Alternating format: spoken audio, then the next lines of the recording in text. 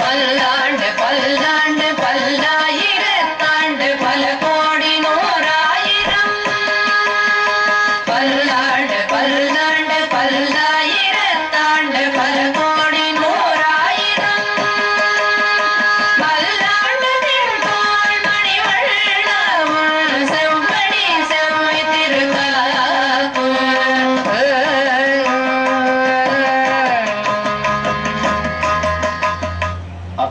குரு சமாரம்பாம் யதிசேகரமத்யமாம் லக்ஷ்மீ வல்லப பர்யந்தாம் வந்தே குரு பரம்பராம்.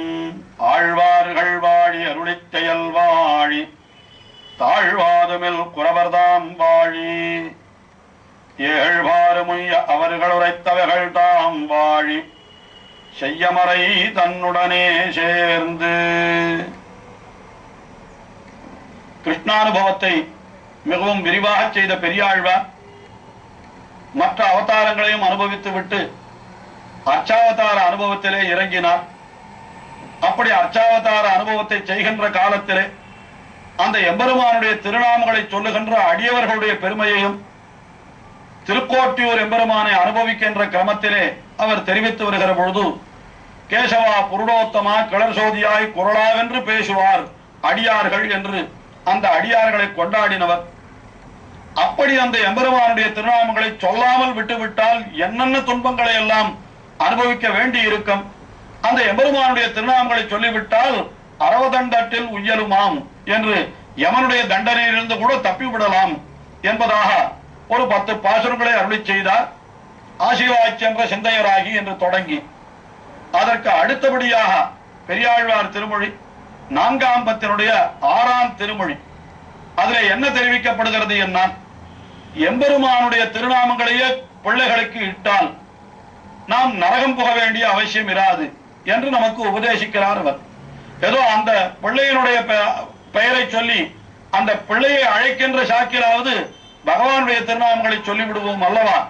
ஆகையினாலே அப்படி பகவானும் கூட தன்னுடைய திருநாமத்தை சொன்னதாகவே அவனும் கொள்ளுவான் என்பதனாலே அப்படி அவனுடைய பெயரையே இடுங்கள் என்று தெரிவிக்கின்றார்.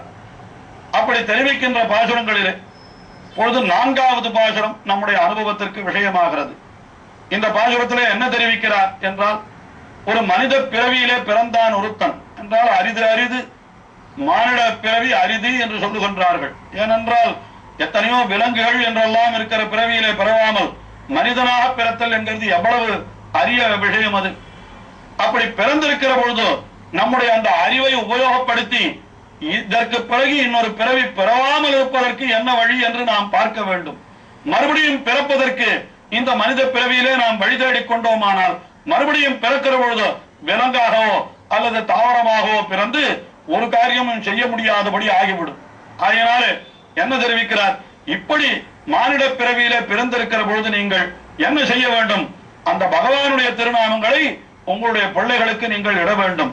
அப்படி இடாமல் மறுபடியும் மற்றொரு மானுடனுடைய பெயரையே அந்த குழந்தைக்கு இட்டால் என்ன பயன் என்று இந்த பாசுரத்திலே கேட்கிறார். மானிடகாரியில் தோன்னித்தோர் மானிடகாரியை மானிடகாரியில் வேறிட்டார் மறுமைக்கில்லை ஆருடவாதவா கோவிந்தா என் அழைத்த கால் நாருட நாரணன் அமர்நரகம்புகான்.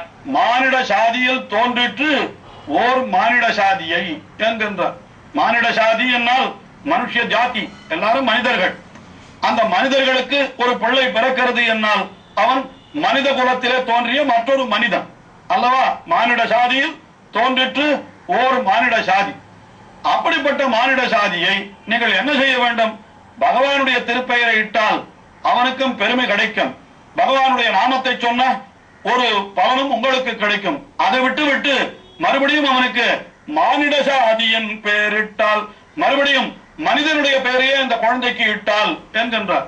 மனிதனுடைய பெயர் என்று ஏதாவது உண்டா என்று கேட்டால் அதற்கு உதாரணங்கள் பல சொல்லலாம். இருந்தாலும் பண்டை காலத்தில் இருக்கிற உதாரணத்தை நாம் பார்ப்போம். பண்டை காலத்தில் அரசனுடைய பெயர் அல்லது கொடைவள்ளலாக ஒருத்தன் பணம் காசு கொடுக்கிறானே அவனுடைய பெயர் என்று நினைத்துத்தான் குழந்தைகளுக்கு அத்தையே இட்டு விடுவார்களாம்.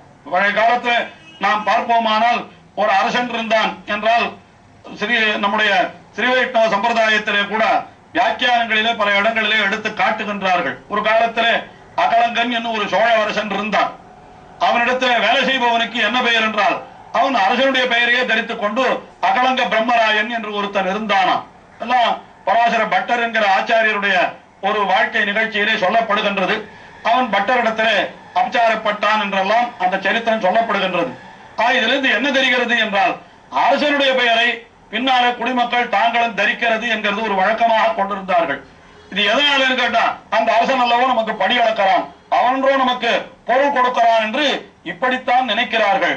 ஆனால் அதைத்தான் இங்கே பெரியாழ்வார் மறுக்கிறார், கண்டிக்கிறார்.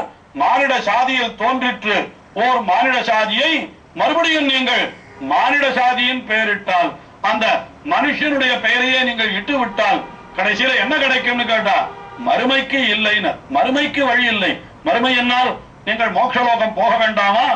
எத்தனையோ காலங்களிலே எவ்வளவோ பாபங்களை எல்லாம் பண்ணின பிற்பாடு அதிலேயும் கொஞ்சம் புண்ணியம் இருந்தபடியினாலேதான் இப்பொழுது நீங்கள் மனித பிறவியிலே பிறந்திருக்கிறீர்கள்.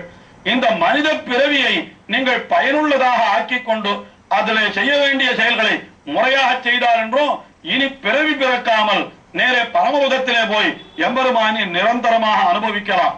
ஆனால் இப்படி நீங்கள் மனித பிறவியிலே பிறந்து சிந்திக்கும் திறனையும் பெற்றிருக்கிற காலத்திலே அந்த சிந்திக்கும் திறனை, அதாவது பகுத்தறிவை உபயோகப்படுத்தாமல் மறுபடியும் மானிட சாதியின் பெயரிட்டால் அதனால் என்ன ஆகும்?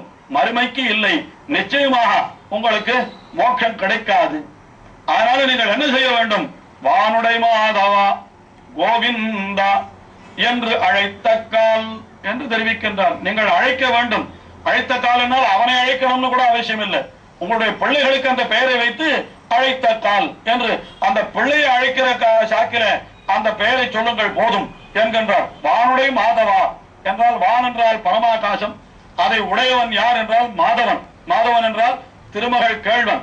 அந்த பிராட்டியையும் சேர்த்து இங்கே நாம் கொள்ள வேண்டும் என்பதற்காக மாதவன் என்கிற திருநாமத்தையே சொல்லுகின்றார். ஆக அவனுக்கு வைகுந்த மாமாயன் வைகுந்தன் மாதவன் என்றென்று நாமம் பலவும் நவின்று என்றாள் என்றோ. இது பெரியாழ்வார் திருமகளாரான ஆண்டாளும் கூட அதைத்தான் இங்கே சொல்லுகின்றார். வானுடை மாதவா, வானுடை மாதவா என்றால் வைகுண்ட மாதவனே, கோவிந்தா என்று அழைத்தக்கால். அப்படியெல்லாம் அழைத்து விட்டால் நானுடை நாரணன் தம்மன்னை. நாரணன் அவன் யாருன்னா நானுடைய நாரணன், என்னுடைய நாரணன், என்னுடைய நாரணன் என்று அப்படி அர்த்தம் கொள்ளலாம். அல்லது நான் என்கிற சப்தத்திற்கு ஜீவாத்மாக்கள் என்று பொருள் கொண்டால் அப்பொழுது ஜீவாத்மாக்கள் அத்தனையும் தனக்கு சரீரமாக கொண்ட பகவான், அதுதானே நாராயணன் என்கிற சொல்லுக்கே பொருளாக சொல்லப்பட்டிருக்கிறது. அதைத்தான் நானுடைய நாரணன் தம் அன்னை நரகம் புகாள். இப்படி நாராயணனுடைய அன்னையாக அவள் ஆகிவிடுகிறபடியினாலே அவள் நரகத்திற்கு போக வேண்டிய அவசியமில்லை என்று இந்த பாசுரத்திலே தெரிவித்தார். இதற்கு அடுத்தபடியாக ஒரு பாசுரத்திலே சொல்லுகின்ற பொழுது இன்னும் இந்த மனித பிறவியினுடைய இழிவு நிலையை தெரிவிக்கின்றார். இந்த பாசுரத்திலாவது மானிட சாதி, அது அதிலே தோன்றியது ஓர் மானிட சாதி. அந்த அப்படிப்பட்டதற்கு மானிட சாதியின் பெயரை வைக்காதீர்கள் என்று தெரிவித்தவர் அடுத்த பாசுரத்திலே அந்த மானிட சாதி என்கிறது எவ்வளவு அருவருப்பானது என்று நீங்களே பாருங்கள் என்று நாம் சொல்ல கூசுகின்ற சொல்லையே இங்கே உபயோகப்படுத்தி ஆழ்வார் தெரிவிக்கின்றார். என்ன தெரிவிக்கின்றார்?